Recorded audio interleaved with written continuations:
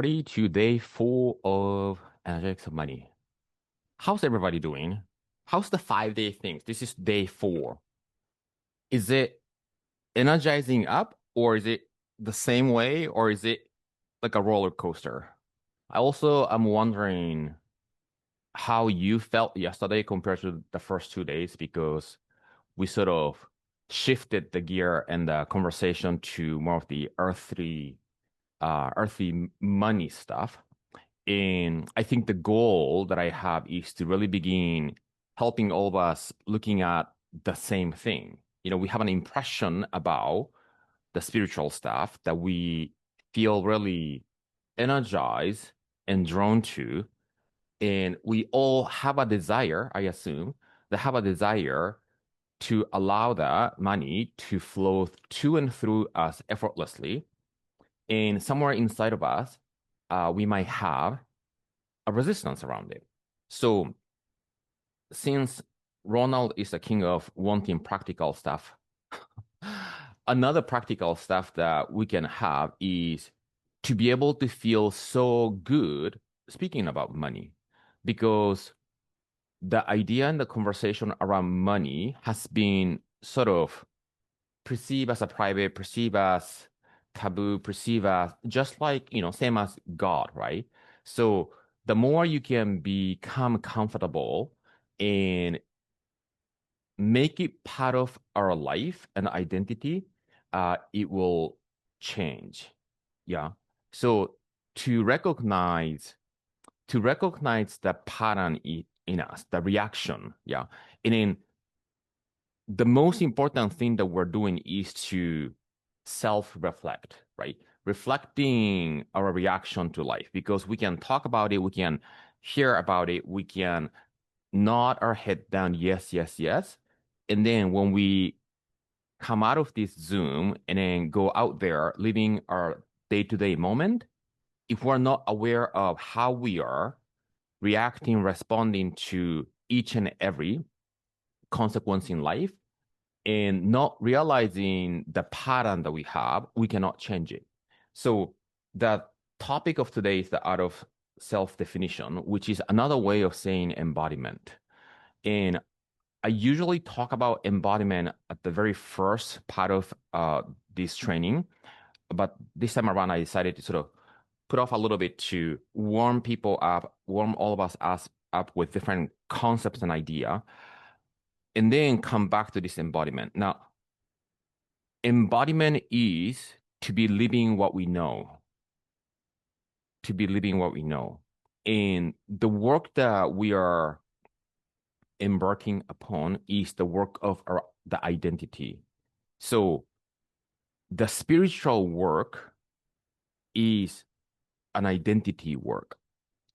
And what I mean by that is that we don't need to work on trying to tap into the spiritual essence of who we are, because we already are one, right? So if we try to tap into the spiritual essence of who we are self-defining that we are not. Does that make sense? So what we must understand is that is the essence of who we are, and what is preventing us from accessing who we are. One of the favorite quotes that Bob Proctor said, which this wasn't, I attended a lot of the paradigm shift events, and this is not something that I hear everywhere on YouTube, like just like another statement that he makes or anything that he shared in the events. But there's one video that he talks about this. And then that became my favorite statement that Bob said, which is the soul is forever seeking its awareness of oneness with God. And what I love about that statement is that he didn't say that the soul is forever seeking the oneness of God, because it's already one connected, but it's awareness of the oneness with God. So everything that we are seeking in our life is already in the potentiality of the spiritual plane. The mind just needs to become aware to unfold and mold into this physical dimension. So when we use our imagination and then when we entertain our thoughts, we are moving the undifferentiated through the imagination into form. That's the gift that we are given as a creator. The potentiality is in the ether already spinning to be realized in this physical form. As a creator, human creator, what we came here to do is to capture that as an imagination and capture that as a concept of ourself, and then begin practicing letting that idea accept in the subconscious mind, which is the realization, which is the embodiment, and then back up with the action because action is a part of the embodiment so that we can move that undifferentiated potentially into a differentiation and the mold in that physical. That's the birth of the idea. I was looking at the group, Soul Purpose group, and I was thinking about the question that I wanted to ask today, which it came to me this morning. And I realized that Tom already answered that exact question. I don't know how he knew that that's the question that I was going to ask. So let's start with the ritual day 3, everybody. So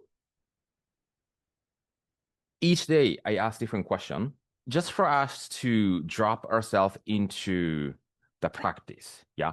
Because I don't want to just make this as a listening and absorbing, but I want you to begin letting that to sink in.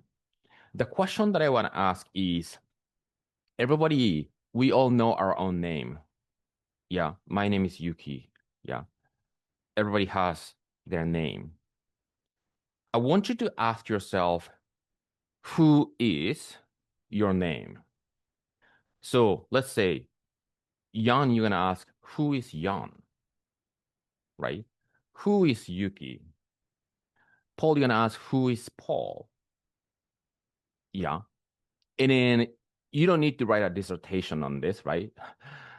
What comes up immediately?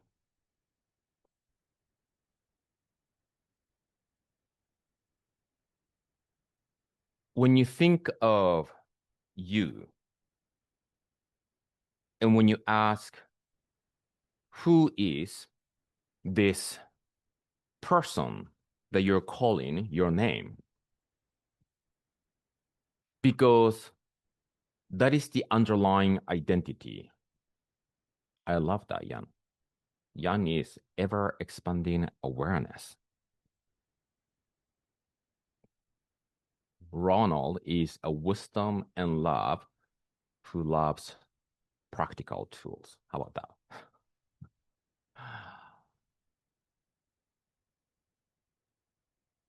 Oh, I went to Ashley's page.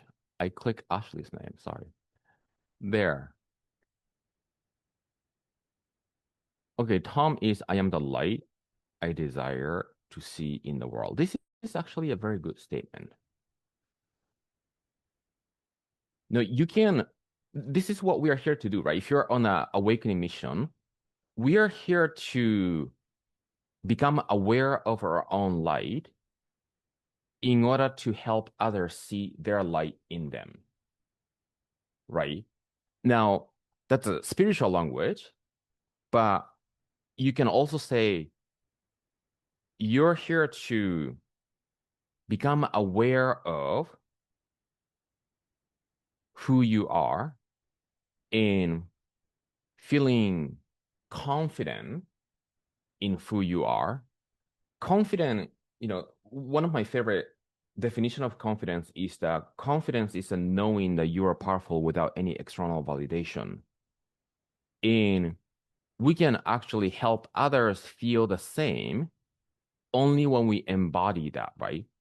So we are going to talk a lot about how to begin choosing you first in order to become the light but you're choosing you for the sake of others, right? That's the trickle effect. So anything and everything that we're doing, the gift that we have, the expression that we're here to cultivate by becoming aware of who we are, the ultimate end place is in order to give. Because unless we're giving, we're not circulating. And here's the thing though, everybody.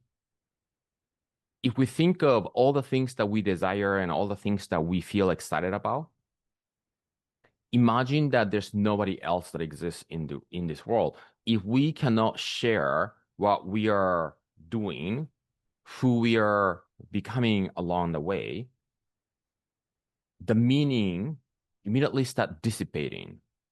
Does that make sense?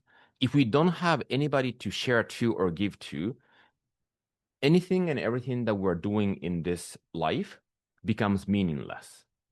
And if I reverse that, anything and everything that we're doing only becomes meaningful if and only if we have somebody who we can share to and give.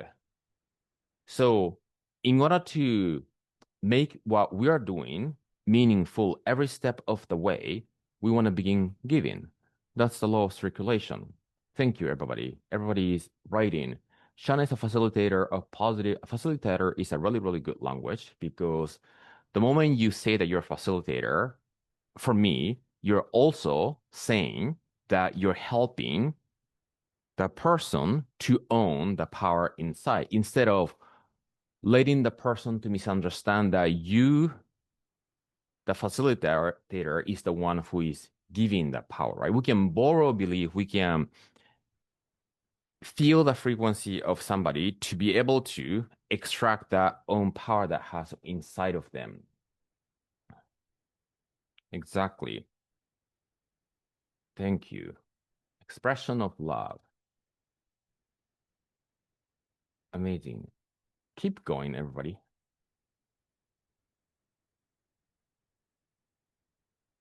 Awesome. Thank you. And if you have an RSVP for the upcoming alchemy party that we're having on August 31st, celebrating 1,000 members, this is where you can check. Awesome. Let's talk about embodiment. Yeah. And in order to talk about embodiment, I'm going to talk about the difference between ego and personality and identity. What is identity? Identity is who we identify ourselves as. Yeah. So if we identify ourselves as a soul, that is an identity, which is an intellectual activity. And then personality combines the soul essence of who we are and the mental construct that we have received. Because personality is what makes our personal reality, right? So anything that is manifesting as your personal reality is an extension of your personality. Personality consists of the thoughts that we're thinking, specifically where we're thinking from, and in feeling and a belief we are feeling and believing from. And an action that we're taking from. All those internal, what I call 4D experience, shapes our personality that creates our personal reality. Now,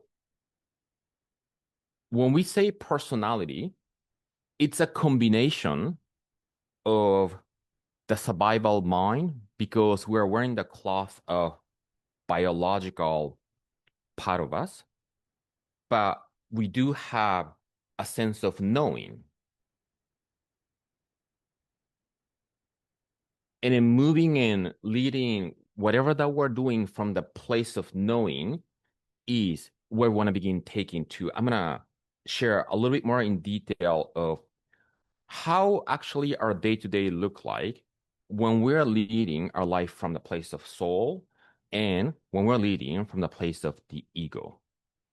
Because I think one thing that's missing is that we can talk about it and, okay, what is it that is different, right? When we are embodying the soul essence, when we're embodying the unlimited possibilities of the life that we can create, how does it look when it comes from that authentic version of us? We have been talking about every single day, day one, day two, day three, the new definition of authenticity. Yeah.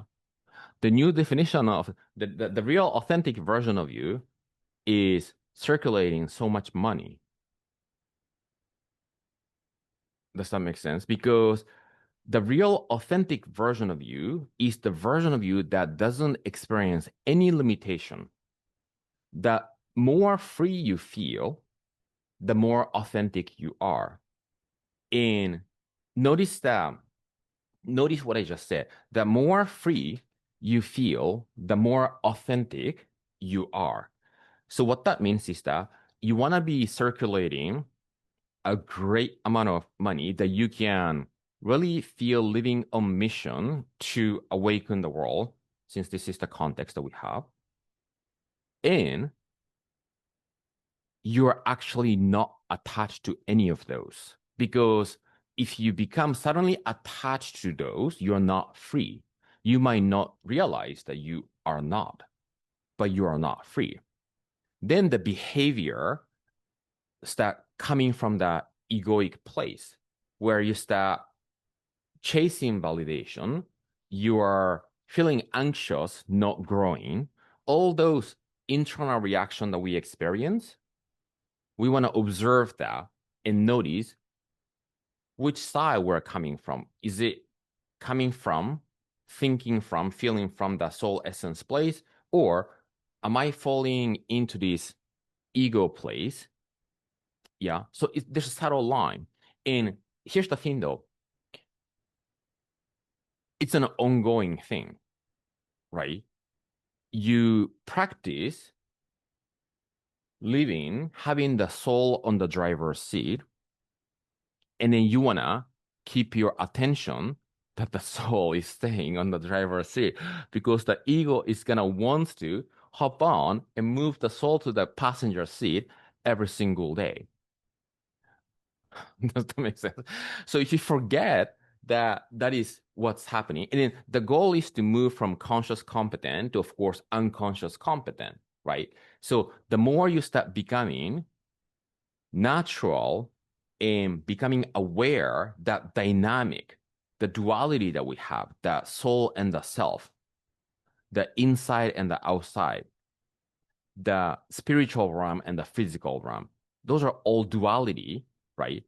And then to firmly living from the spiritual place, living from having that soul on the driver's seat, living from the inside out, living from the vision, not memory. Because memory is something that we create moment to moment, right? Many people are being created by the memory. Then, if we're being created by the memory, we continue to repeat the same pattern over and over. So the ego is a survival part of us that it's necessary to function in this world. But what needs to happen is to become aware that that is happening and to not to let that ego part of us drive whatever the vehicle that you're driving. So when we become aware of the dynamic of how that, you know, interferes, the moment you're feeling living in a competitive plane, and one of the good example of the competitive plane is to examine your feeling, right? When you look at the world, especially in this today's world that the social media and all the informations are everywhere, the ego mind start wanting to compare. Comparison does not exist in the spiritual plane because we're all one. So if we're all one, the way the lens, the essence lens that we want to practice seeing through is that if somebody's doing what we want to do, it means it's a proof that I can do it as well. So we want to turn that resistance feeling to an inspiration. We want to be inspired by it.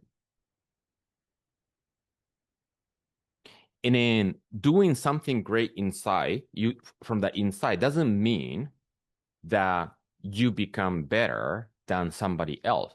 You simply are practicing being the best version of you. And everybody is that. And then each one of us, as I continue to share this week, is uniquely different. So there's no point of comparing.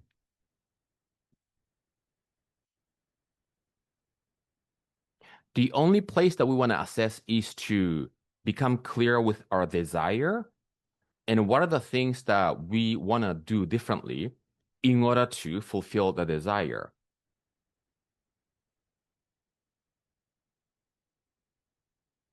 I see a lot of people typing on the Zoom chat. You're welcome to use the school chat, just to remind you. Because nobody who is watching the replay will be able to check this Zoom chat. Only me. I go back to and check.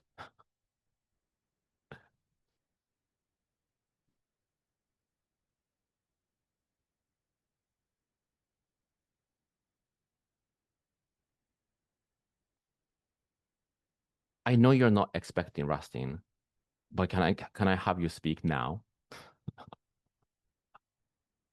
I'm gonna change the rhythm a little bit. I usually do interview towards the end. I'm gonna have Rustin come now. And I actually received a text message from Jessica this morning, and I thought of telling her to remind you, but then I didn't.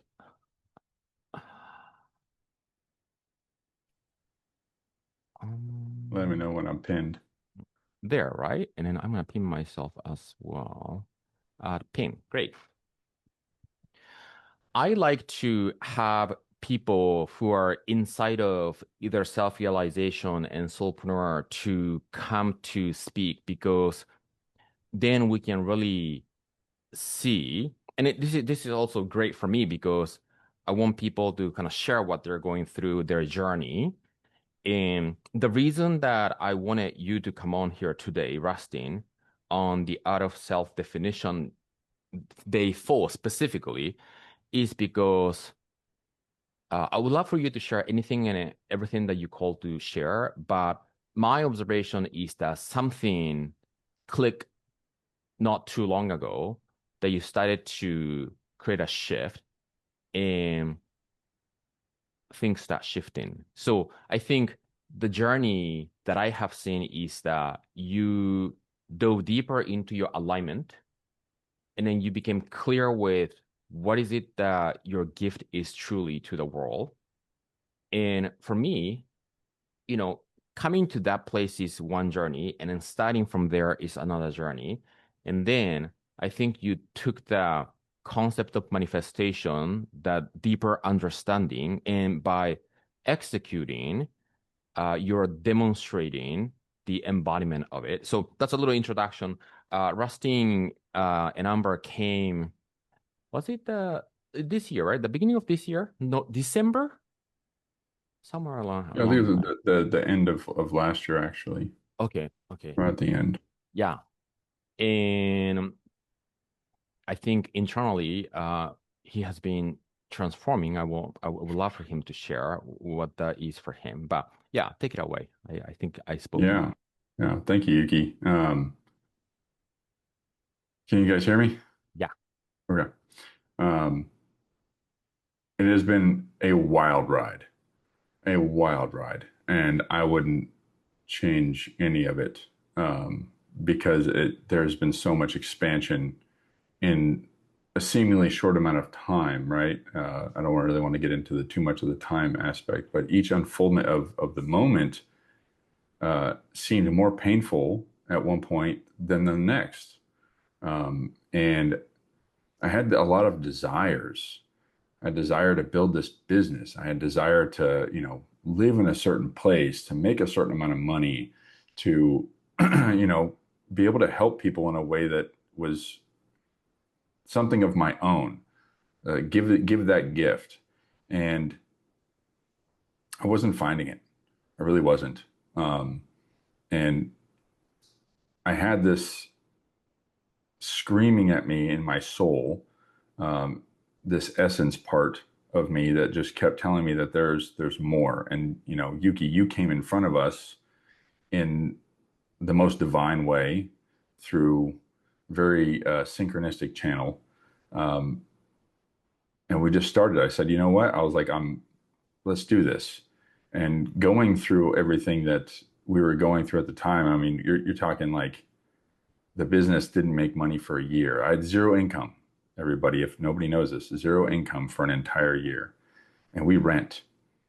I don't know any rent. If you own a home and you're renting it, you would have definitely kicked us out, 100%.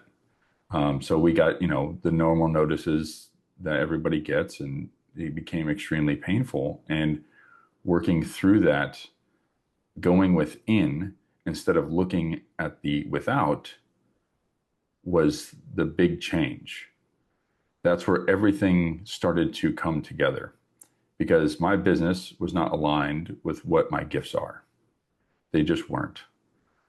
And, some of you know that I took like 7 days off. I didn't go on social media. I didn't do anything. I literally took 7 days and I wrote everything.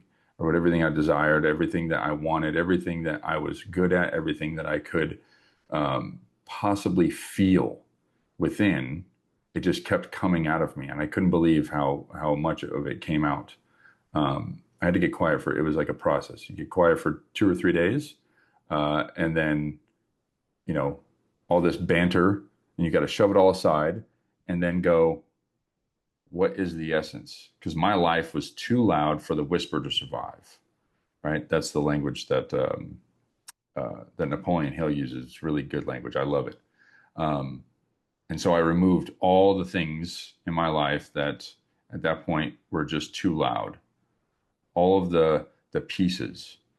And Yuki, at about that same time, you had said to me on a call that if we work past the end, not from the end, but past it, right? What are you doing right now in this moment? Because has happened. And in that moment, immediately I took action. I didn't know it at the time, but even like I was so scared inside to take this action for a long time. But that's okay. Just take the action because the alignment was there. The alignment was already there. And if I took the action immediately, I knew I was going to get the results that I desired. Like I just knew it down to a core level. And I said, okay, I'm going to keep taking these actions because my business does this, because my family lives there, because all those things. And we just, no joke, we started packing. We didn't even have a place. We didn't talk to a landlord. We didn't talk to anybody. Like I want to move to Florida. And my family wants to move to Florida. What action do we take right now? Because that is the reality. And then I went on Google Earth, just so you guys know how my visualization goes. I went on Google Earth and I, picked the spot, and I actually, did the whole walking down, and I would visualize it and all that good stuff, right? That we talk about. Everybody's pretty privy to that stuff. However, in that moment, it's like, okay, this is the area that I want to live in. Okay, well, what do? I get on Zillow. I start packing things. I start telling people that we're moving. I start lining those things up, doing the action in the moment. And that was the turning point. Even though everything on the outside world, looking in, a neighbor, anybody who was on the outside would think that we were crazy and that we had lost our freaking minds. And it looked so painful. And there were plenty of tears that were shed. Don't get me wrong. Between my wife, my kids, me, we all shed the tears of that rearrangement that the universe is actually giving us for us because we can no longer hold on to these things. And the reason for the tears was because we had this attachment to these things. And that attachment, it was showing us to let go of it. And when we let go of it, we're jumping up and down. We're being happy. We have these things going on because we're already living there. Even though right now, what you see, this is the old house on the 31st. I'm getting goosebumps right now. On the 31st of this month, we will be moving into a house in Florida. The lease is done. The money is there. Everything is there. If you want to talk business, I hired people on before I could even afford them. I did it because I talked to them. I said, "This is what's going on. This is what I want. Here's my vision." They loved the vision. They wanted to be a part of it. Of course they did, right? Of course they did. And then lo and behold, people started coming. I didn't do anything different for the doing it a different way. I didn't really do anything different beforehand other than taking the action right then and there for something that was not in my three-dimensional world right now. And everything started to explode. Money started pouring in. People wanted to be in our energy like all the time. And it still happens to this day. And that's not where I came from with lack and limitation. I grew up homeless, traveling. I hit 31 states by the time I was 9. I grew up on the front end of a Harley. Like this is a story that most people don't see out of people that grew up like that. So, I mean, it's entirely possible for anybody out there. And Yuki, you just speak to the soul, man. Like half the time, I don't even know what you're really talking about until like 3 days later. And then it just hits me. I feel it more than I hear it a lot of times. And I just know that this is the path that I must take so that my soul, my essence can experience through me.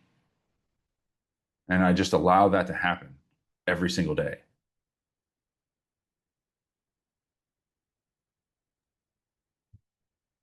Amazing. You know, everybody, what Rustin is talking about is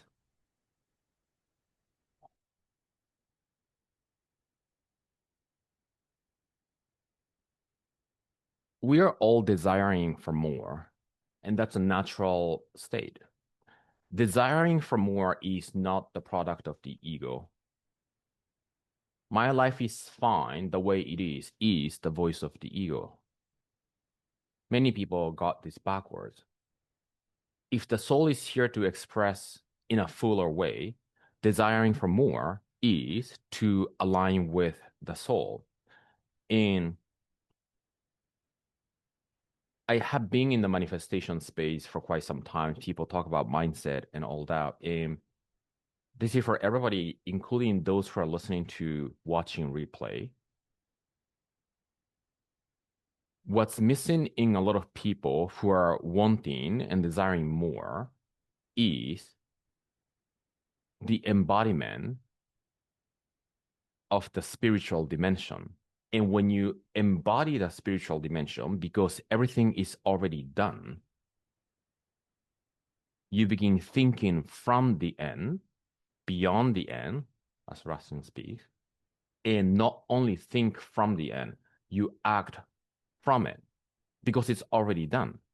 So I think what Rustin has done and what we also have been doing that Jan is being shared by me many, many times is that this Soul Purpose group is in a massive expansion mode right now. We're going to be celebrating the 1,000 members in the end of this month, but we're going to be celebrating 2,000 members by the end of the year. So we have the vision. Rustin has his vision, and the practice that we wanna. This I'm gonna say this to everybody out of love and out of helping all of us collapse time. We wanna take action from the vision, not from where we're at. So we're putting all the pieces and system in place as if we're already there. We're not putting systems and taking action. When we get there, we are getting there internally already, and then we are letting the physical realm to meet where we're at internally. Only then you can truly let universe God know that you're ready. Otherwise, you will never be. So the readiness is not a circumstance. Readiness to transform and readiness to step into the light is never the circumstance. Everybody's making the readiness based on the circumstance. Therefore, we repeat the same sequence over and over because the circumstance was created by not being ready inside. And if you're waiting for the readiness to arise inside of us based on the circumstance, we are telling God universe the exact the same thing. So readiness is a decision. You decide that you're there because, and then you don't let any doubt of whether what you want to do is going to work for you because if you, and only if you tap into your calling, it must work because that's what you're here to do. The only way that it's not going to work is when you doubt it. Because if you doubt it, that's your belief. You're the creator. You will manifest the doubt. Something that I'm curious, Rustin, is I want to touch upon this one because this is going to be good for all of us. Before you realize that true gift and shifted your business direction, what made you want to do the previous one? Fear, Okay. Fear fear, of, fear of not having enough money. okay. Fear of not having enough money, and this seemed lucrative, and Oh, it I, felt like something that I could do, and it had pieces of my gifts in it. yeah. Don't get me wrong, it did, but it after I left the technology company and started doing my own stuff, I was like, well, maybe I'll do marketing. Don't tell me how that in itself said screamed that this is the gift that I'm giving the world. I have no idea, but I knew, and I held on to it for an entire year until I knew 100% this is not something that I am wanting to do. As much as I love talking to everybody and helping them expand, that's great, but I could do that doing my gifts as well, and it had nothing to do with the marketing, right? Just real quick on what you were just saying about the the taking the action from the end. That includes purchasing something that you don't have a guarantee on. You just don't. I'll tell you, for instance, moving to Florida, we didn't have a place, we didn't have a lease, we don't have nothing, and we purchased an entire a school for our kid, thousands of dollars, thousands that we had that just started, that money started showing up, but we decided we're going to circulate that because it's going to help them, it's going to help others, it's going to help us. So let's do that. We didn't have a guarantee that we were going to make it there on time by the time school started or anything. Like I said, people would think that we were absolutely nuts that we just, handed thousands upon thousands of dollars over to these people and we don't even live there. And we don't even have a lease. We don't have a house. We don't have anything. So taking that action actually snowballed. And then another five figures showed up and another five figures showed up very, very shortly after that. And it's been insane. Thank you. I think you are really getting it, right? And we all have another dimension of getting it, right? And getting it is that you're getting in your body, you're getting in your cell, you're not getting in your intellectual place. One of the things that Bob said is, and I don't use this language, but I want to share, and I want to share this, and I want to rephrase with my own language. He always said that goal setting is an intellectual exercise. So something that you want and visualize is an intellectual exercise. But goal achieving to fulfill that desire and actually embodying is a lawful process. And what he meant when he said lawful process is that to align with how God can express through us in an optimum way. So how can we be that right now, right? Not only exercising intellectually, but to embody, to align with. And then the lawful process is understanding the law of relativity, just like we have been talking about, right? Understanding the law of circulation and demonstrate that and to become that process that it's aligned with the universal law and that energetics that we express through our thoughts and demonstration is who we want to become in order to move the needle forward. So, well, we're gonna see you in a different background, I think, on the alchemy party, and this is just the beginning. And I am so happy. We're so happy that you are expanding, and we'll see where we're gonna be in 2, 3, 4, 5 years. So thank you. Thanks so much for sharing. I'm gonna unpin you there. I'm gonna unpin or remove pin myself.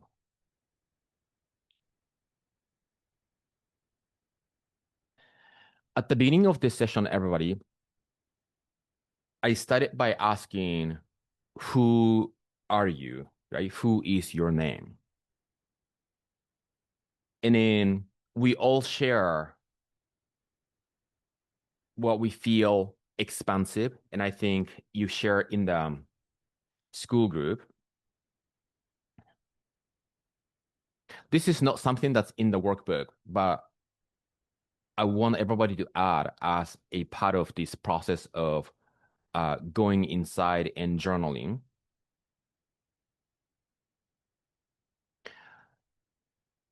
Today, after this session, preferably right away, if you could have a blank sheet of paper, fold in half and reopen so you have a vertical line in the middle. Yeah. And on the left side, top, write down who you're not longer, right? Who you are not. And on the right side, write down who you are. Yeah. And let me give you an example. We want to be aligned with the universal law. It's a lawful process, right? We want to demonstrate the essence of who we are. So who you are is limitless, right? Then who you are, think abundantly. Who you are, think and act from the end. Who you are not is letting the circumstance to get in the way.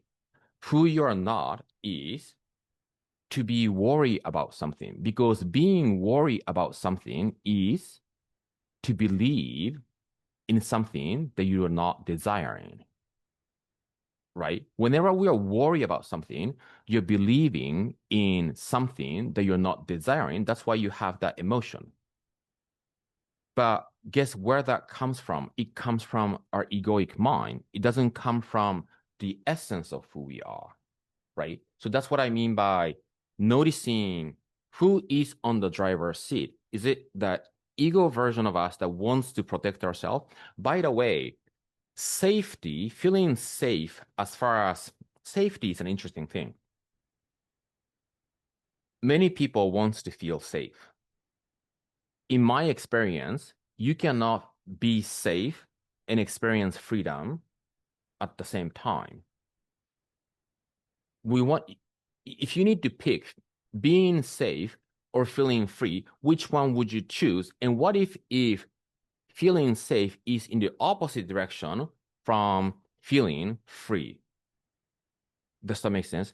Freedom is not in the extension of moving towards feeling safe.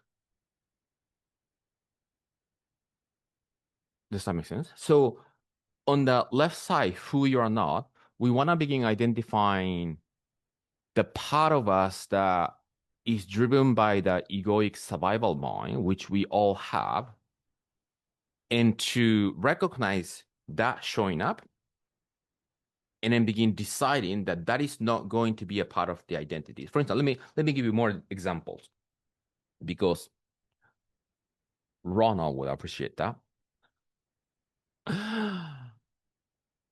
Overwhelm is not part of my identity.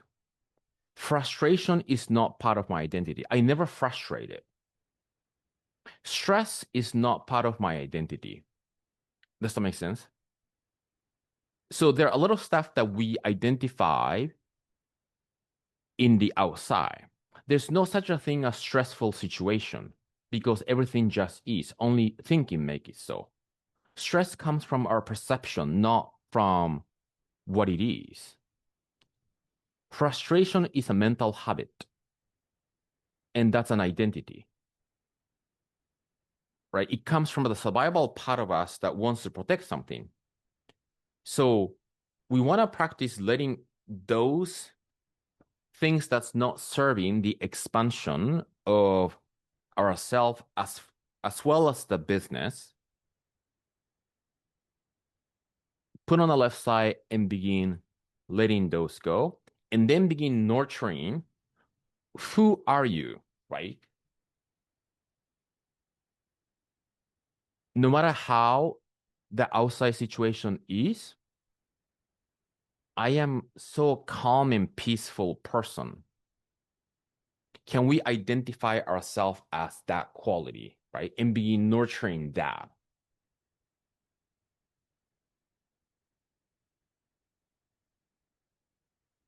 Something is expensive is not part of my identity. Yeah, that's an identity. Thinking that something is expensive is an identity. Nothing is expensive because we have unlimited possibilities and we have an infinite supply. That's the soul's voice for me. I'm just sharing my example, right? It doesn't need to be exactly the same. Borrowing money feels guilty is not part of my identity because I know where I'm going and I think and act from my vision. My vision is way more important than feeling guilty about something. Does that make sense? Does that make sense? This kind of, if I begin contrasting, we can recognize where we might be sort of creating our experience on a day-to-day basis as a default mode, and you might not see that there's other option. There's an option. If somebody feels guilty about something, there's another option to not to feel that. And that guilt is coming from the perception. That guilt might be coming from living from the circumstance or memory, past, present. But if your calling and awakening mission is so strong, and it's not something that you want to postpone to 6 months later or a year later because this is so important, you will do it now. No? What's the reason that you wouldn't? Hesitation is not a part of my identity. Asking for somebody if this is a good for me or not is not part of my identity because if I feel called to, if it resonates with me, I know already answer. Asking for somebody what my answer might be is not part of my identity. Does that make sense? So if I lay all these things out, it reveals where I might be operating from, and it's a good exercise. And my message to everybody is that the key is inside, as I share the video of the yogi, right? And what we are doing in this soul purpose group, what we are doing in the self-realization, what we are doing in the soulpreneur work is to become aware that the key is inside and begin accessing that power that's inside of you. And you have a unique voice that you're here to share to the world. And then to really understand that your life mission is not about you. This is one of the most important things that I probably learned from Neil, where when we make it about ourselves, we feel not confident. When we make it about ourselves, we feel that I'm hesitating to do it, right?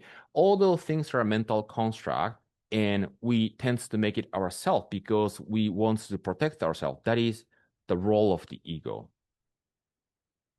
But we're all one, and we have a message that each one of us is uniquely here to express. Nobody here is the same, and each one of us has a unique perspective. And there are 8, 9 billion people in the world who needs your unique help. And you stepping into the light has nothing to do with you, but has everything to do with those whose life you touch in a way that you do.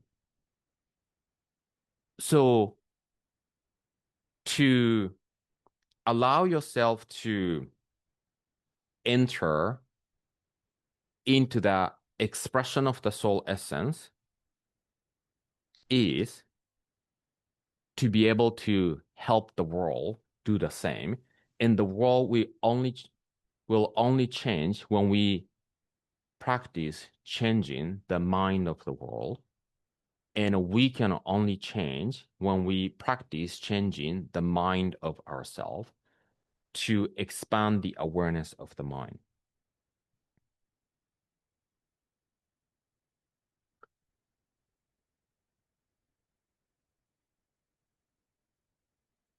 I'm a big advocate of leading the life from the place of knowing. And knowing is a 5D language. A part of the knowing is intuition.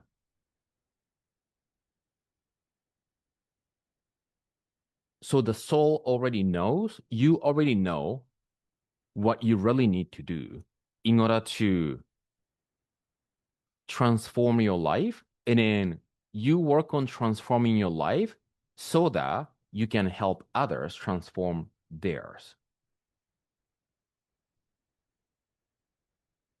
When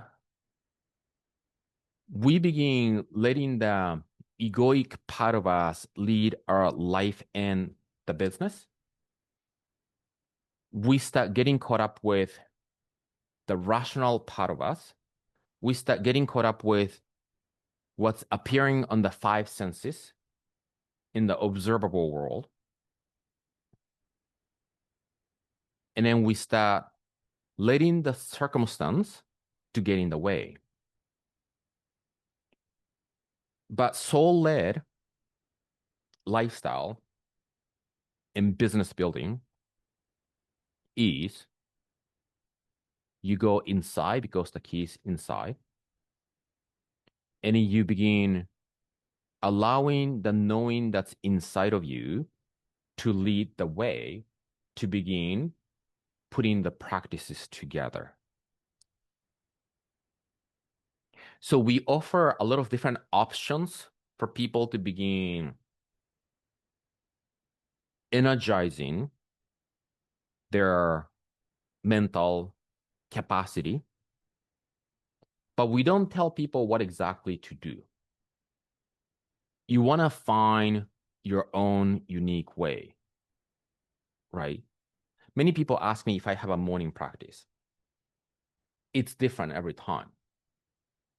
I don't wake up at the same time every day. I'm very different. I used to have practices, but I don't now. Sometimes I do. right? So, so if you want to follow what I do, you will be very confused. You know what I mean? Because it's different every week. So that's me, right? So what is the version of you? I don't believe in waking up early is the secret to success. I like waking up at a different time depending on the weather and the season because we're part of nature. That's how I feel. Summertime, I wake up earlier. Winter time, a little bit less. That's me. You know, you don't need to be that way. Um,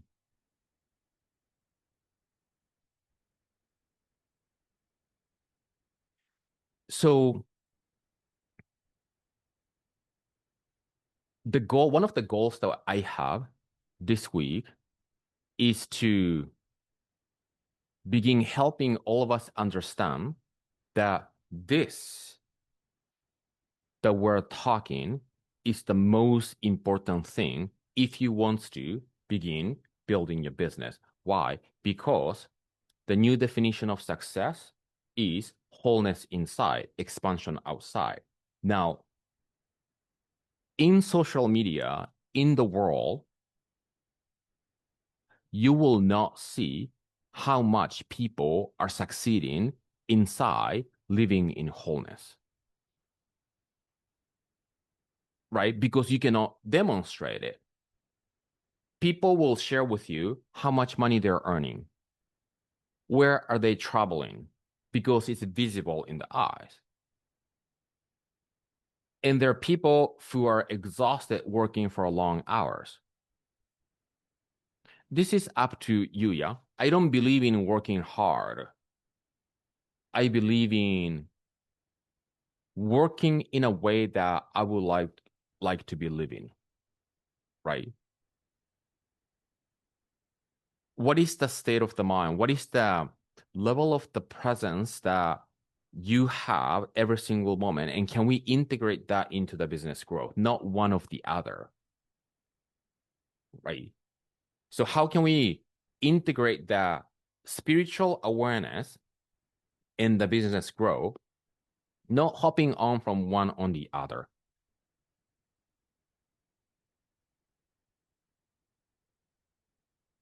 Many people who want to build their business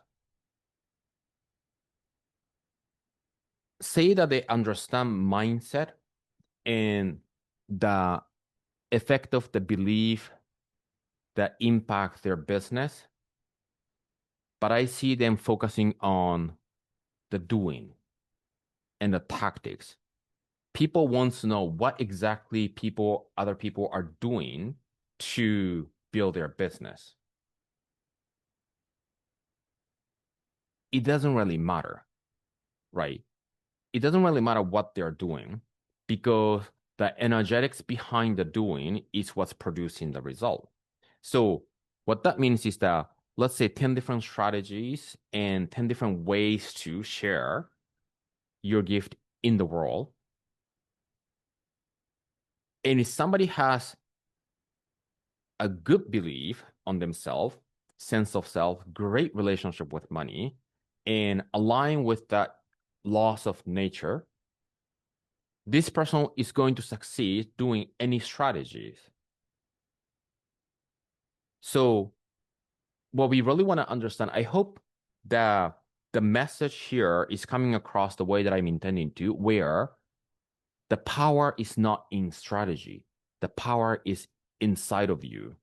And when we able to become aware of that power,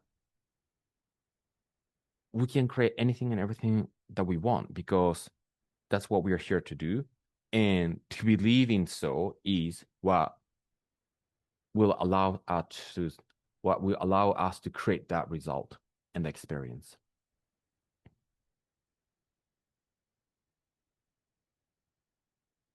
If you go to the classroom of today, day 4, inspire action. So we came up with the level 2 circulation yesterday. And level two circulation is the amount of money that you would be earning that gives you a dance and excitement. Since we're talking about acting and thinking from the end, the action item today is what are the things, actions you would have done when you are there? I want you to write down the top three actions when you are already circulating that money and begin implementing. If you can do in a smaller scale, I will love for you to implement that, or begin schedule them on your calendar. And then when you schedule on the calendar, we want to act accordingly instead of just putting on the calendar.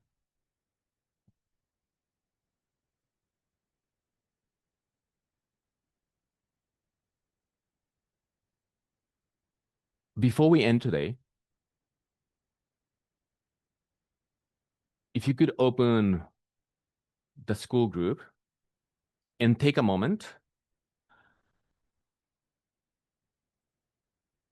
let's share what is the number one thing, or two, or three, or four things that have spoke to you today from today's session.